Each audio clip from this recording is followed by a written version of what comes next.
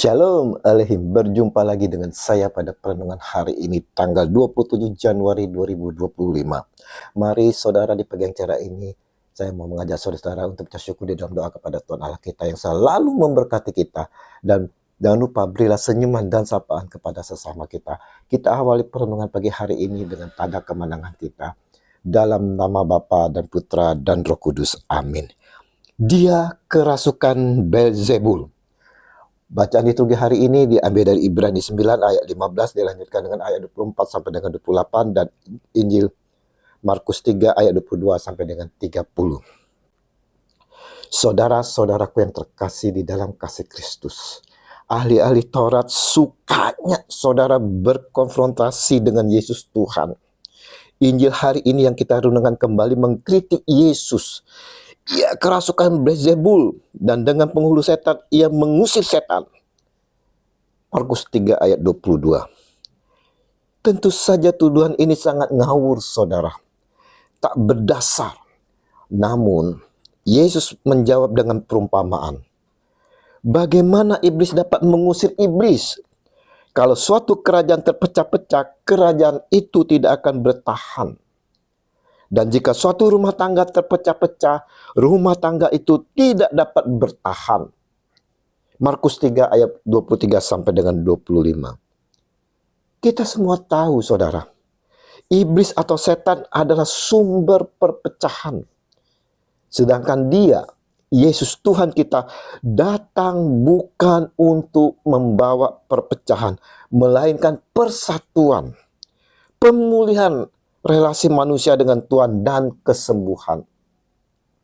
Lebih lanjut, saudaraku, Yesus Tuhan sampaikan, tetapi tidak seorang pun dapat memasuki rumah seseorang yang kuat untuk merampas harta bendanya apabila tidak diikatnya dahulu orang kuat itu. Sesudah itu barulah dapat ia merampok rumah itu. Markus 3 ayat 27. Apa maksud perkataan Tuhan Yesus ini saudara?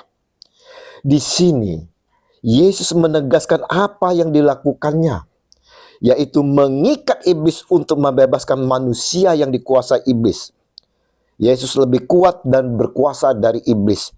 Dia terlebih dahulu mengalahkan iblis. Meski Yesus telah membebaskan manusia dari kuasa iblis, saudaraku, banyak manusia yang kembali dikuasai oleh roh-roh jahat itu. Manusia menikmati mengikuti jerat-jerat iblis. Manusia suka janji-janji yang terpesona dari iblis yang sesungguhnya palsu. Semua janji kenikmatan, kesenangan yang diberikan iblis saudara membawa kehancuran dan mendatangkan maut bagi kita semua manusia. Maka diingatkan oleh Tuhan Yesus Kristus Tuhan kita hari ini saudara, untuk kita semua, waspadalah, waspadalah, waspadalah pada iblis si pemecah belah ini. Dia bisa masuk melalui pasangan-pasangan kita saudara, anak-anak kita, mertua kita. Waspadalah, si iblis selalu mengintai. Sadarlah dan berjaga-jagalah. Lawanmu si iblis berjalan berkeliling sama seperti singa yang mengaum-ngaum dan mencari orang yang dapat ditelannya. 1 Petrus 5 ayat 8. Regi hari ini saudaraku mau mengingatkan kepada kita semua yang percaya kepada Dia Tuhan Yesus, bahwa Dia datang untuk mempersatukan, bukan untuk membawa perpecahan. Dia mengikat iblis untuk membebaskan kita dari kuasa iblis. Dia menegaskan bahwa semua dosa dan hujat anak-anak manusia akan diampuni kecuali dosa menghujat Roh Kudus. Orang yang menghujat Roh Kudus tidak menerima rahmat Allah dan memutus hubungan dengan sumber pengampunan. Orang yang berhati terbuka kepada karunia Roh Kudus akan terbebaskan dari jeratan iblis dan akan selamat. Karena kelicikan si iblis saudara, diingatkannya kepada kita semua untuk dapat waspada dan berjaga-jaga. Karena si iblis berjalan keliling sama seperti singa yang mengaum-ngaum dan mencari orang yang dapat ditelannya. Mari saudaraku yang terkasih, Kita mau selalu hidup dekat pada Tuhan Yesus yang berkuasa atas hidup kita ini. Janganlah kita meninggalkan Dia, Tuhan kita, Yesus Kristus, saudara. Ingat, si iblis berjalan keliling sama seperti singa yang mengaum-ngaum dan mencari orang yang dapat ditelannya. Hiduplah dengan tidak menyalahi orang lain.